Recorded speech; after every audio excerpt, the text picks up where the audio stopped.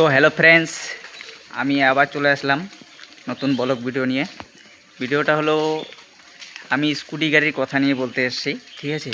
তো স্কুটি গাড়ি যাদের যাদের স্কুটি গাড়ির প্রবলেম হয়, যেমন স্কুটি গাড়ির কিন্তু বেশিরভাগই কম চালাতে গিয়েই কিন্তু পিস্টন খারাপ হয়ে যায়, ঠিক আছে। তো এটা কিসের কারণে হয় সেটা নিয়ে বলবো।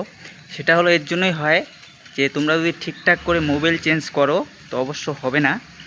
আর একদম মাপের মতো মোবিল ঢুকাবে, মানে মাপ মতো যতটা লাগে ততটা মোবিলই ঢুকাবে, তাহলে দেখবে আপনার গাড়ির কোনো সমস্যা দেবে না তোমাদের, বুঝছো। আর যদি বেশি মাত্রায় মোবিল ঢালো তাহলে ইঞ্জিন থেকে কিন্তু গ্যাস কিট কেটে লিক হতে পারে। আর ওই লিক হওয়ার কারণে গাড়িতে প্রচুর পরিমাণে ধোঁয়া হবে। আর ধোঁয়া হতে হতে সেই গাড়িটা একদিন মানে 3 মাস 4 মাস পরে অটোমেটিক পিস্টন খারাপ হয়ে যাবে। তো তার জন্যই বলি, যারা যারা অতিরিক্ত গাড়িতে মোবিল ঢালতেছো, মানে বিশেষ করে স্কুটিগুলোতে, ঠিক আছে।